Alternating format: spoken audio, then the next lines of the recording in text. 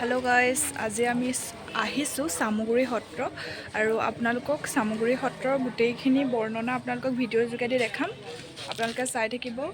গোটেই আমাৰ ফেমিলি আহিছে, দেখাই আছোঁ, চাই থাকিব।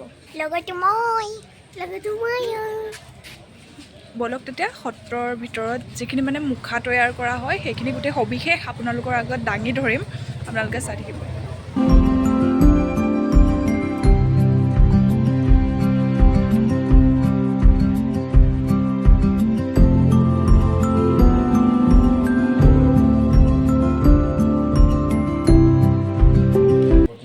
এই সত্ৰখন আৰু প্ৰতিষ্ঠা কালৰ পৰা এই সত্ৰখনৰ এটা বিদ্যা ৰক্ষা কৰি আহিছে। সেই বিদ্যাটোৰ নাম হ'ল মুখা সজা, মুখা সাজে। তো মুখা মানে কি, যে মুখত পিন্ধে, আৰু সেইকাৰণে নামটো মুখৰ পৰা মুখা। এনেই নিপিন্ধে, পিন্ধা সময়ৰ পৰা আমাক দি থৈ গ'ল কোনে? মহাপুৰুষ শ্ৰীমন্ত শংকৰদেৱে। আৰু সেই সময়ৰ পৰা আমাৰ আজিৰ পৰা 500 বছৰ আগত এখন নাটক, সেইখন নাটকৰ নাম হ'ল চিহ্ন যাত্ৰা। প্ৰথম অসমৰ নাটখনৰ নাম চিহ্ন যাত্ৰা। চিহ্ন শব্দ ছবি, যাত্ৰা অভিনয়। সাত বৈকুণ্ঠ কৃষ্ণৰ কাহিনী লীলাসমূহ এখন তেখেতে ছবি আঁকিলে মানুহখিনিক দেখুৱাবলৈ।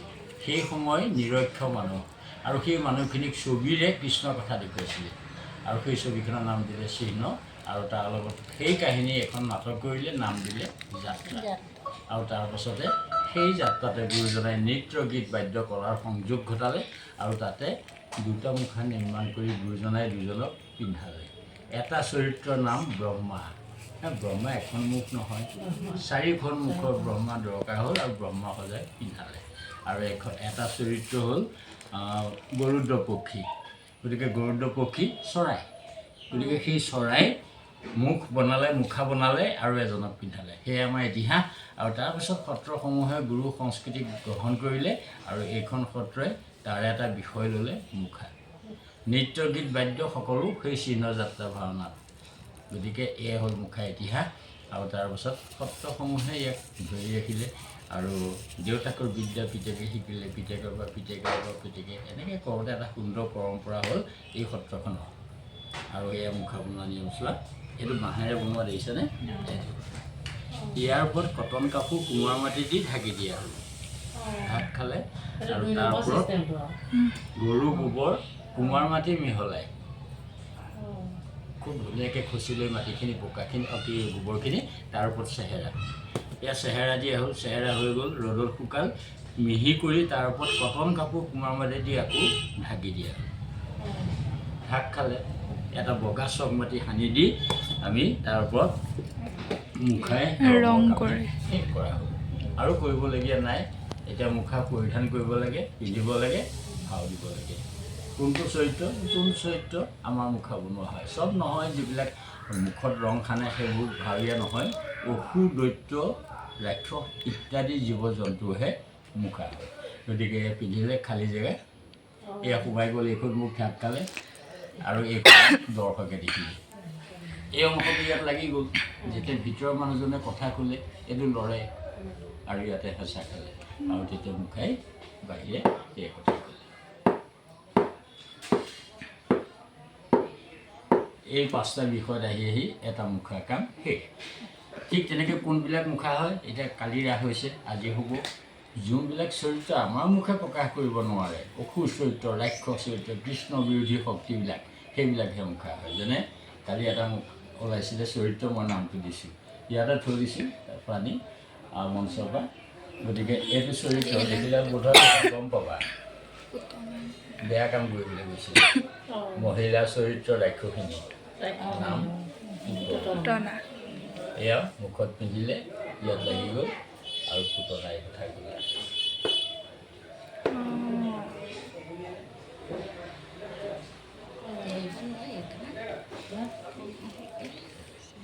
ইয়াৰ লগত সেইখিনি কাপোৰ কানি সেইখিনি আছে আৰু।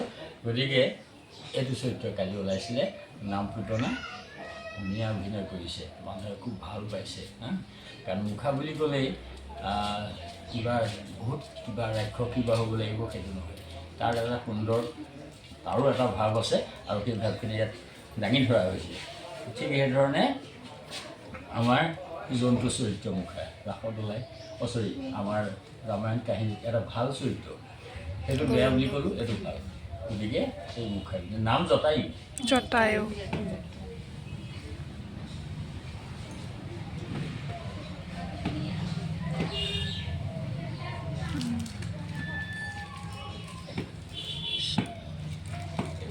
হয়নে জটায়ু চৰিত্ৰ পাখি গা পিন্ধিলে আৰু লাষ্টত অভিনয় কৰিলে মুখত পিন্ধি এনেকুৱাবোৰ চৰিত্ৰ আছে অসুৰ চৰিত্ৰ মই কৈছোঁ সেইবিলাক মুখা হ'ব জন্তু মুখা হ'ব আৰু তাৰ ভিতৰত এটা হৈছে নাম পলম্বা এই বৃন্দাবনৰ এটা অসুৰ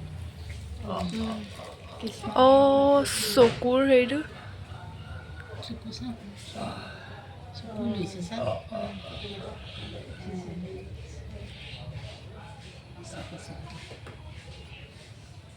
চকুটো কেনেকৈ লৰিলে সেইটো খালি চকু এটা অপাৰেশ্যন হ'ব মই সময় পোৱা নাই কৰিবলৈ মই ভিতৰত আছিলোঁ বহু পৰ্যটক সোমাই দিলে আহি জ্বৰত কিনি দিলে জোক মাছবিলাক আমাকে তেওঁলোকৰ চাইজবিলাক ডাঙৰ ডাঙৰ দিয়া লাগে সেইটো বিচ্ছিন্ন ঘটিল কিন্তু মই লাগিবলৈ পোৱা নাই অকণমান লাগিলে ভাল হ'ব এয়া হ'ল পলম্বা এয়া মুখ ঠিক সেইধৰণে আমাৰ জন্তু কথা কৈছিলোঁ জন্তু মুখা হয় গতিকে এটা ঘোঁৰা বা গাধ কালি 5টামান ওলাইছে এইটো ওলোৱা নাই সেইটো শাস্ত্ৰত লিখা আছে বৃন্দাবনৰ এটা অসুৰ ঘোঁৰা বা গাধ চেহেৰা এইবিলাক লিখা